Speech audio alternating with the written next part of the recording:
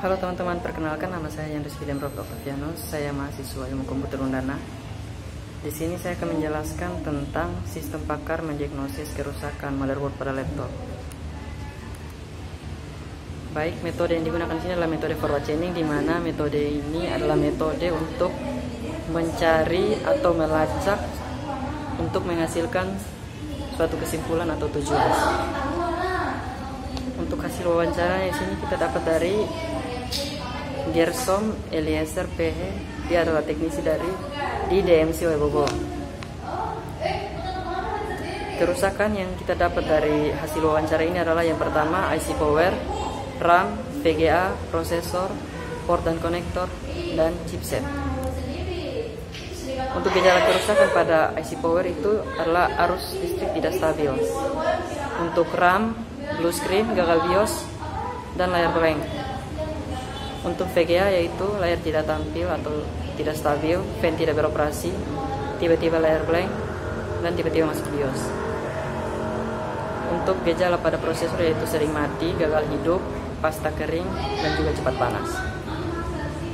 Untuk port dan konektor yaitu USB tidak terdeteksi dan juga touchpad tidak berfungsi. Untuk gejala pada chipset yaitu boot screen dan kursor berkedip. Baik, ini adalah tabel gejala dan kerusakannya. Dapat dilihat pada slide ini.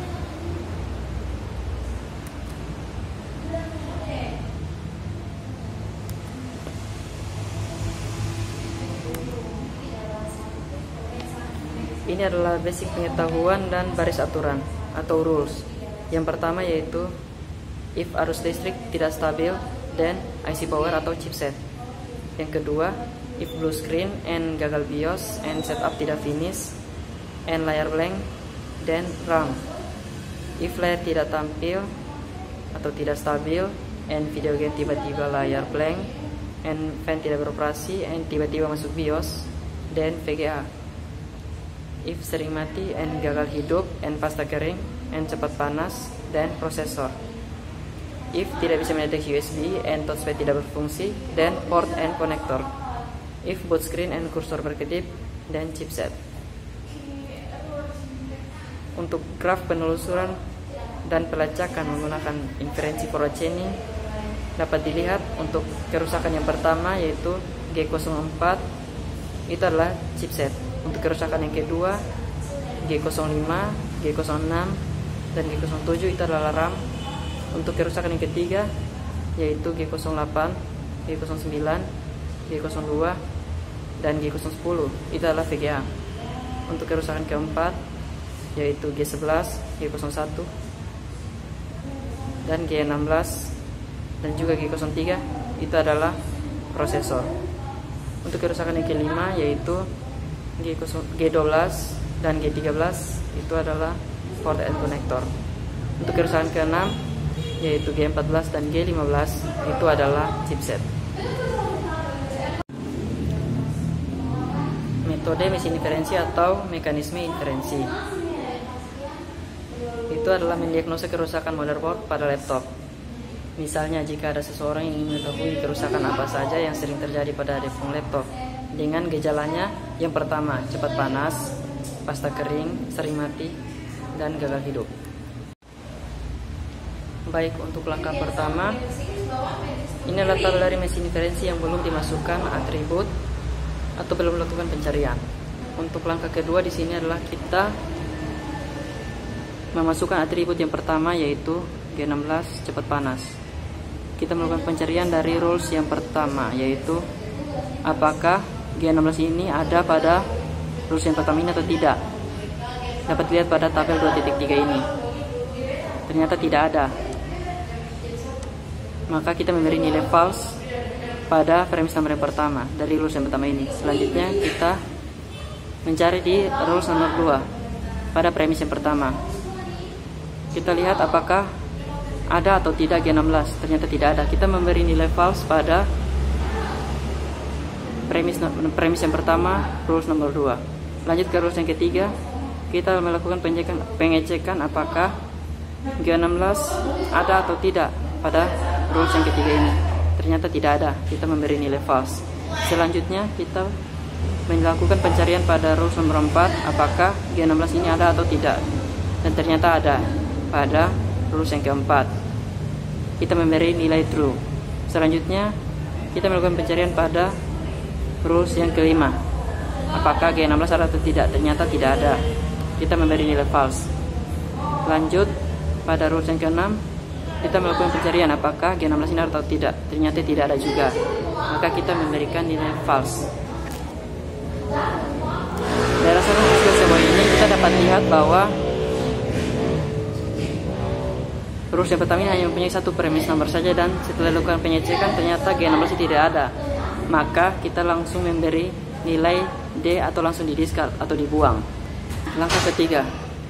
Pada langkah ketiga ini kita memasukkan atribut yang kedua, yaitu pasta kering. Baik, kita akan melakukan pengecekan lagi dari rules yang kedua, karena rules yang pertama sudah di-discard atau dibuang. Untuk rules yang kedua, premis nomor yang kedua, kita akan mencari apakah G01 ini ada atau tidak. Ternyata tidak ada. Kita memberi nilai false pada premis nomor yang kedua.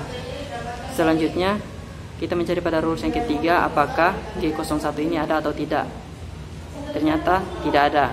Kita memberi nilai false pada premis nomor yang kedua. Selanjutnya kita melakukan pencarian pada rules yang keempat, apakah G01 ini ada atau tidak. Ternyata ada. Kita memberi nilai true pada premis nomor yang kedua.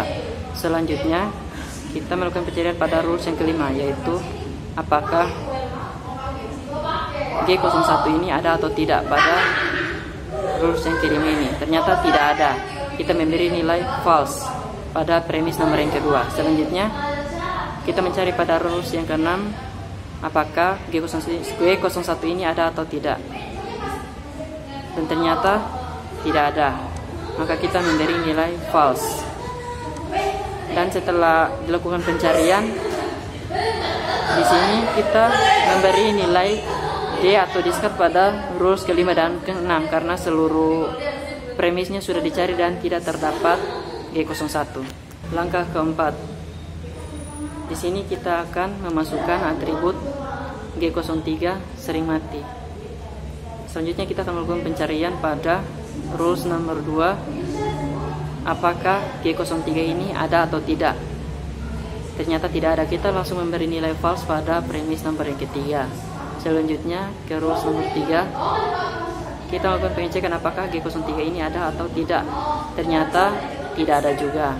Kita langsung memberi nilai false pada premis yang ketiga. Lanjut ke rules yang keempat, kita melakukan pengecekan apakah G03 ini ada atau tidak. Ternyata ada.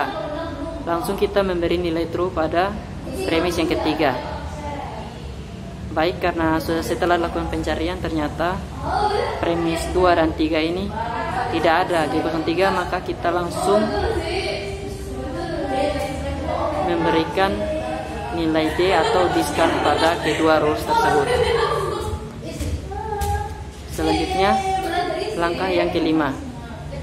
Pada langkah yang kelima ini kita memasukkan atribut yang terakhir, yaitu gagal hidup.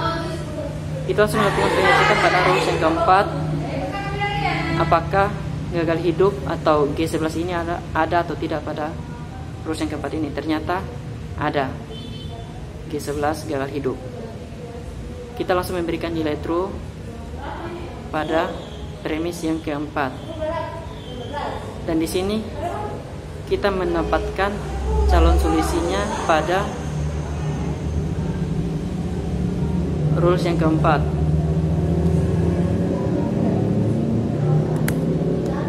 Selanjutnya berdasarkan atribut-atribut yang kita lihat di sini, seperti cepat panas, pasta kering, sering mati, dan gagal hidup ini masuk kepada kerusakan nomor 4, yaitu prosesor. Maka kita mendapatkan hasil finalnya adalah prosesor.